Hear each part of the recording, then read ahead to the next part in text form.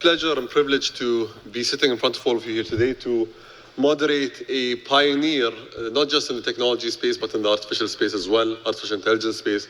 Jensen, who is leading probably the company that's at the center of the eye of the storm when it comes to artificial intelligence, the hype, the possibilities, and what this technology would mean. Jensen, it's a pleasure being with you on stage here. Thank you. It's great to be here. What an amazing conference. I just want to say that we really appreciate you taking the time, especially since you have GTC in 6 weeks. In 6 weeks, I'm going to tell everybody about a whole bunch of new things that we've been working on. The next generation of AI.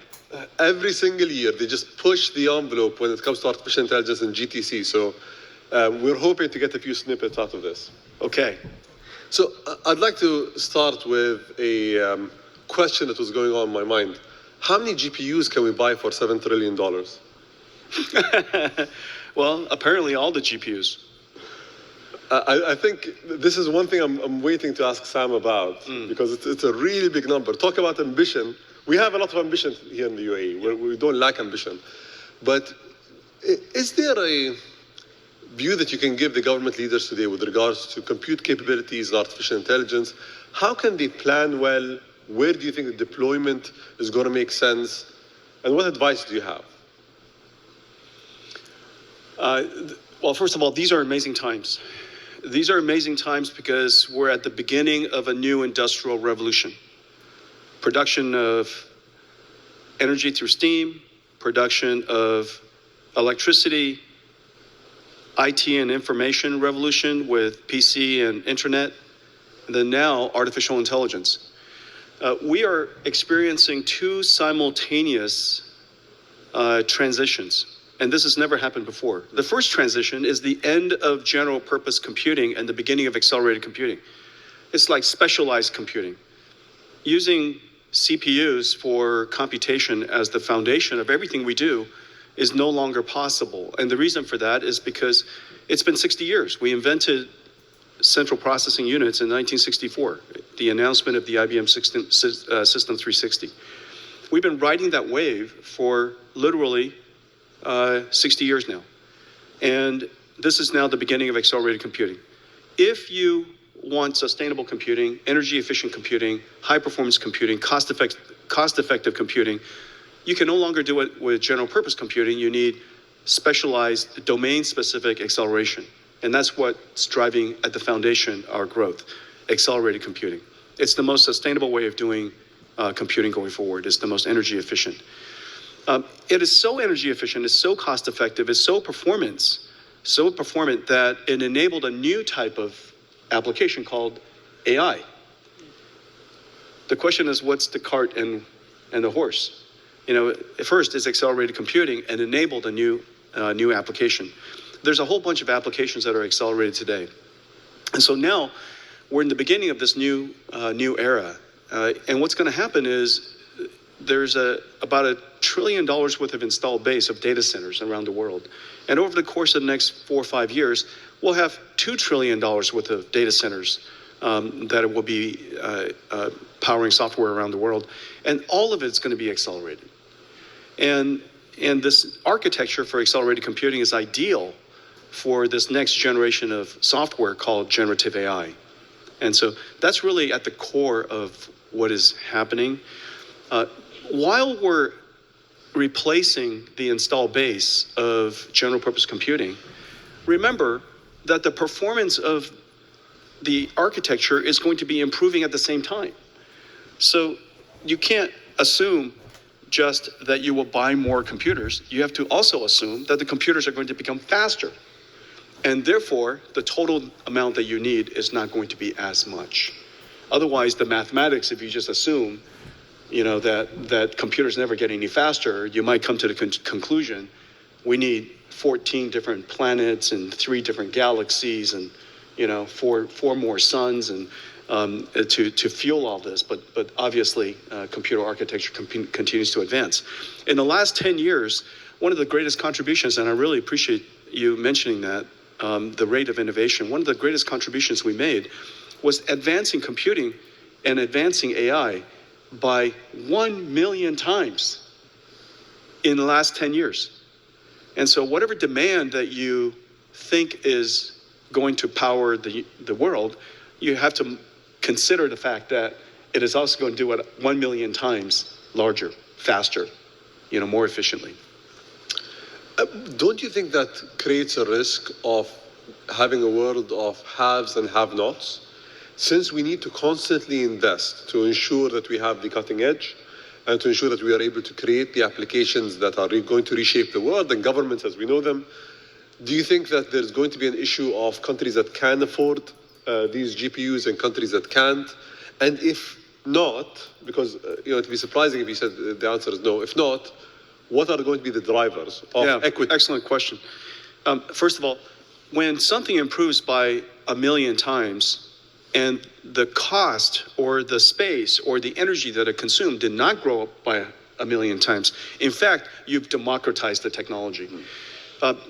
Researchers all over the world would tell you that Nvidia single-handedly democratized high-performance computing. We put it in the hands of every researcher. It is the reason why AI researchers, Jeff Hinton in University of Toronto, Yann LeCun, I think Yann's going to be here, University of New York, Andrew Ng in Stanford, simultaneously discovered us. They didn't discover us because of supercomputers. They discovered us because of gaming GPUs that they used for deep learning. We put accelerated computing or high-performance computing in the hands of every single researcher in the world. And so when we accelerate the rate of innovation, we're democratizing the technology. The cost of building, purchasing a supercomputer today is really negligible. And the reason for that is because we're making it faster and faster and faster. Whatever performance you need costs a lot less today than it used to. It is absolutely true we have to democratize this technology, and the reason why is very clear. There's an awakening of every single country in probably the last 6 months that artificial intelligence is a technology you can't be mystified by. You cannot be terrified by it. You have to find a way to activate yourself to take advantage of it. And the reason for that is because this is the beginning of a new industrial revolution, and this industrial revolution is about the production, not of energy, not of food, but the production of intelligence. And every country needs to own the production of their own intelligence, which is the reason why there's this idea called sovereign AI. You own your own data. Nobody owns it. Your country owns the data. It codifies your culture, your society's intelligence, your common sense, your history. You own your own data. You therefore must take that data, refine that data, and own your own national intelligence. You cannot allow that to be done by other people. And that is a real realization. Now that we've democratized the computation of AI, the infrastructure of AI, the rest of it is really up to you to take initiative, activate your industry, build the infrastructure as fast as you can so that the researchers, the companies, your governments can take advantage of this infrastructure to go and create your own AI. I think we completely subscribe to that vision. That's why the UAE is moving aggressively on creating large language models, mobilizing compute, and maybe work with other partners on this. Let's try to flip the paradigm a little bit. Let's today assume that Jensen Huang is the president of a developing nation that has a relatively small GDP. And you can focus on one AI application. What would it be? Let's call it a hypothetical nation and say that you have so many problems that you need to deal with. What is the first thing that you're going to approach if you're going to mobilize artificial intelligence in that scenario? The first thing you have to do is you have to build infrastructure. If you want to mobilize the production of food, you have to build farms. If you want to mobilize the production of energy, you have to build AC generators. If you want to operationalize if you want to digitalize your economy, you have to build the internet. If you want to automate the creation of artificial intelligence, you have to build the infrastructure. It is not that costly. It is also not that hard. Companies all around the world, of course, wants to mystify, terrify, glorify, all of those ideas. But the fact of the matter is, they're computers. You can buy them off the shelf. You can install it.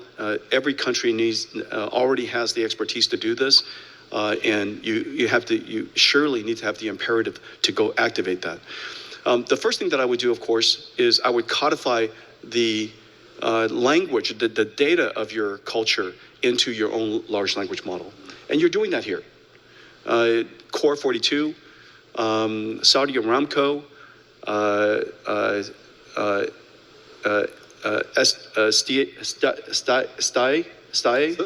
Sadai, really doing important work to codify the Arabic language and creating your own large language model. But simultaneously, remember that AI is not just about language. We're seeing several AI revolutions happening at the same time. AI for language, AI for biology, learning the language of proteins and chemicals, AI for physical sciences, learning the AI of climate, materials, energy discovery, AI of IoT, the language of keeping places safe, computer vision and such, AI for IoT, AI for robotics and autonomous systems, manufacturing and such. There's AI revolutions happening, AI great breakthroughs happening in all of these different domains. And if you build the infrastructure, you will activate the researchers in every one of these domains. Without the internet, how can you be digital? Without farms, how can you produce food? Without an AI infrastructure, how can you activate all of the researchers that are in your region to go and create the AI models? You touched upon the issue of, I would say, authentic ignorance, the fear-mongering, AI taking over the world.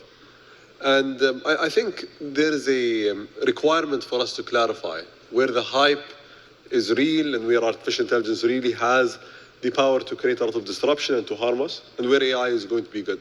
What do you think is the biggest issue when it comes to artificial intelligence right now? Because I think the problem of regulating AI is like trying to say we want to regulate a field of computer science or regulate electricity. You don't regulate electricity as a invention or as a discovery. You regulate a specific use case. What is one use case that you think we need to regulate against and that government should mobilize towards? Excellent question. First of all, whatever new incredible technology is being created, you go back to the earliest of times, it is absolutely true. We have to develop the technology safely, we have to apply the technology safely, and we have to help people use the technology safely. And so whether it's the plane that I came in, cars, manufacturing systems, medicine, all of these different industries are heavily regulated today.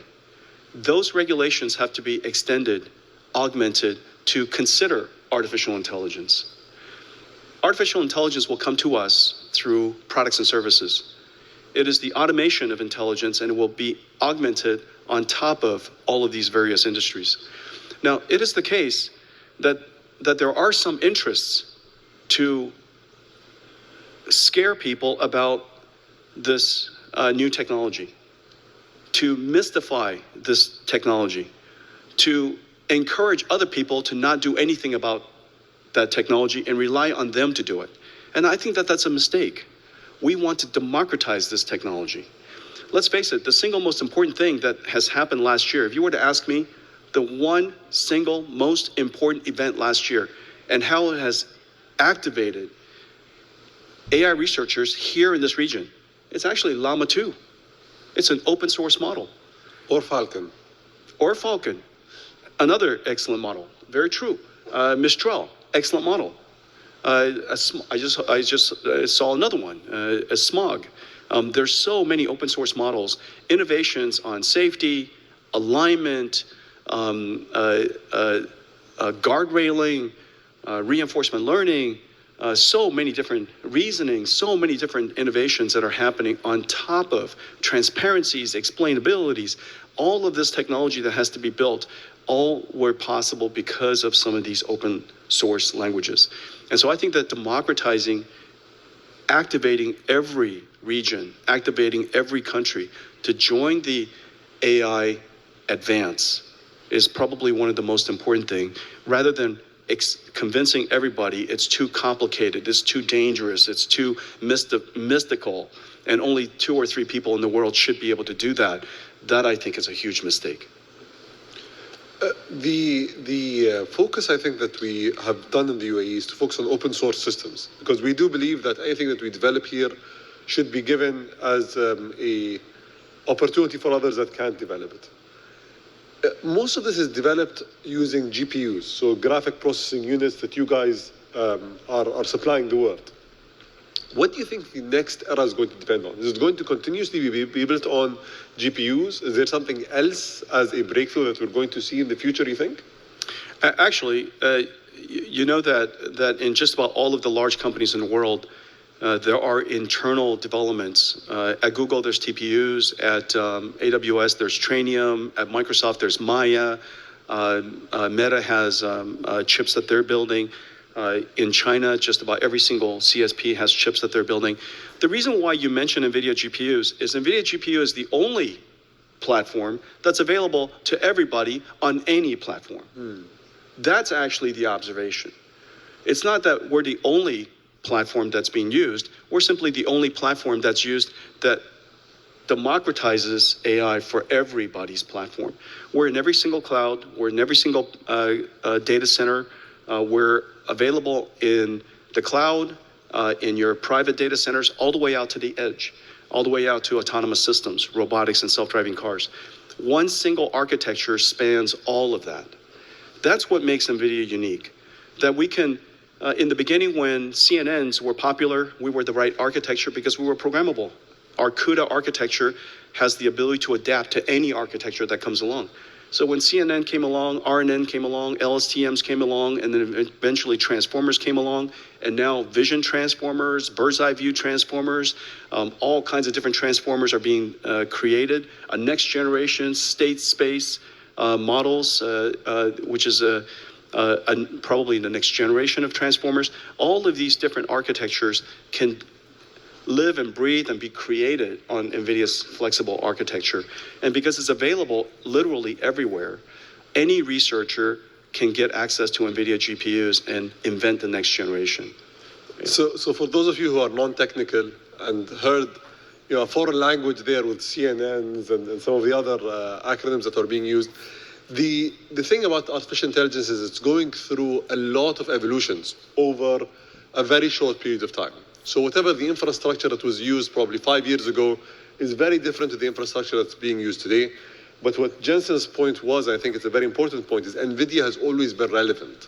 Historically, we see companies that are relevant at one phase of development, and then as the infrastructure changes, they become irrelevant. But you guys were able to innovate and push through.